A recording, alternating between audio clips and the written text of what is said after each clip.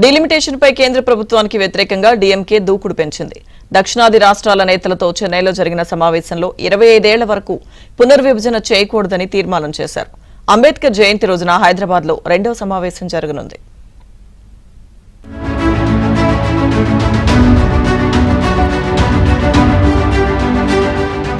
లోక్సభ నియోజకవర్గాల పునర్విభజనలో దక్షిణాది రాష్ట్రాలకు అన్యాయం జరగనుందన్న విషయమై డీఎంకే ఆధ్వర్యంలో అఖిలపక్ష సమావేశం నిర్వహించారు. చెన్నై వేదికగా తమిళనాడు సీఎం స్టాలిన్ నేతృత్వంలో ఏర్పాటు చేసిన ఈ సదస్సుకు పలు రాష్ట్రాల ముఖ్యమంత్రులు, విపక్ష నేతలు హాజరయ్యారు. తెలంగాణ నుంచి సీఎం రేవంత్ రెడ్డి, పీసీసీ అధ్యక్షుడు Mahesh Kumar Goud, BRS working president KTR హాజరు కాగా, Punjab CM Bhagwant Mann Singh, Kerala CM Pinarayi Vijayan, Karnataka deputy CM DK Shivakumar హాజరయ్యారు.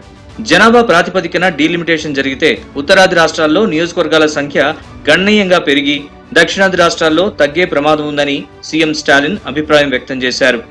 தொகுதி மறுசீரமைப்புக்கு எதிரானவர்கள் அல்ல, நியாயமான தொகுதி மறுசீரமைப்புக்கு ஆதரவானவர்கள் என்பதே இந்த பெயரை சொல்லும். ஒரு நாள் நாம் கூடி ஆலோசித்து தீர்மானம் நிறைவேற்றுவதில் மட்டுமே இந்த போராட்டம் முடிவடைந்தது. உரிமையை நிலைநாட்டிட தொடர் நடவடிக்கை மேற்కొల్ల వేண்டிయది మిగ అవసరం. డీలిమిటేషన్ నిర్ణయాన్ని అడ్డుకోవాలని తెలంగాణ సీఎం రేవంత్ రెడ్డి పిలుపునిచ్చారు. ఆర్థిక అభివృద్ధి, జీడీపీ, ఉద్యోగ కల్పనలో దక్షిణాది ముందుందని గుర్తు చేశారు.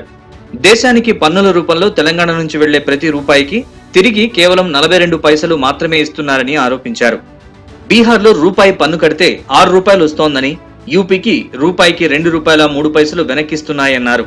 1976లో లోక్సభ స్థానాలు పెంచకుండానే డీలిమిటేషన్ కార్యక్రమం చేపట్టారని, ప్రధాని మోదీ కూడా లోక్సభ స్థానాలు పెంచకుండా దీన్ని చేపట్టాలని సీఎం రేవంత్ రెడ్డి డిమాండ్ చేశారు. My first point, don't increase Lok Sabha seats.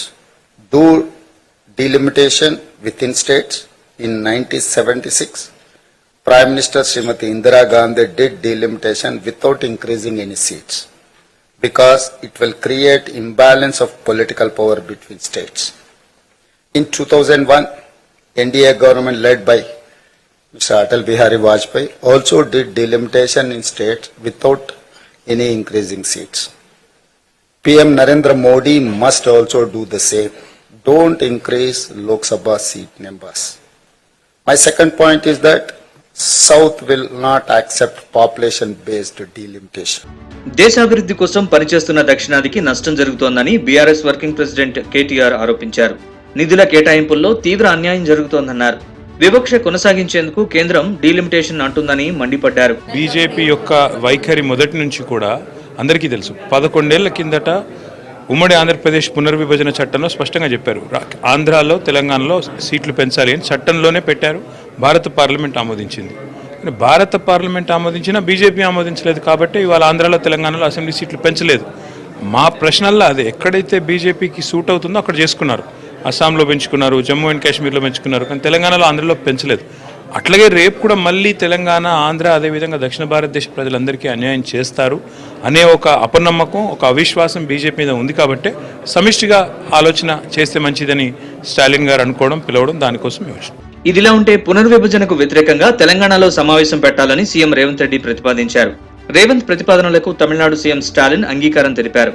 ఇక పార్టీ పెద్దలతో చర్చించి హైదరాబాద్ లో ఏర్పాటు చేయబోయే సమావేశానికి తెలంగాణలోని నేతలతో పాటు దేశవ్యాప్తంగా ఉన్న ప్రముఖుల్ని ఆహ్వానిస్తామని సీఎం రేవంత్ తెలిపారు. చూడాలి, ఇంకంత పార్టీతో మాట్లాడాలి కదా, నేను ఒకరిని కాదు కదా, పార్టీలో అందరితో మాట్లాడి రాష్ట్రంలో ఉండే అందరినీ, దేశంలో సహకరించే వాళ్ళందరినీ కూడా పిలవాల్సి ఉంటే వాళ్ళని తప్పకుండా పిలిచి మళ్ళీ మీటింగ్ చేస్తాం.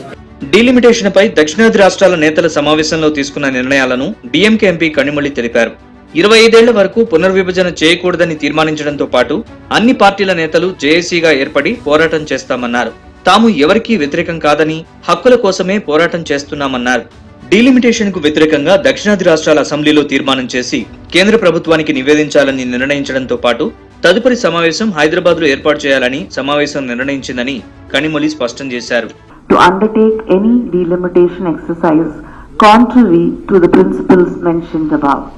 The core committee of MPs shall submit a joint representation on the above lines to the Honorable Prime Minister of India during the ongoing parliamentary session. The political parties from different states represented in the meeting will initiate efforts to bring about appropriate legislative assembly resolutions in their respective states on the issue and communicate the same to the union government. Delimitation వల్ల దక్షిణాది ప్రజలకు తీవ్ర అన్యాయం జరుగుతుందని సమావేశంలో పాల్గొన్న నేతలు అభిప్రాయపడ్డారు.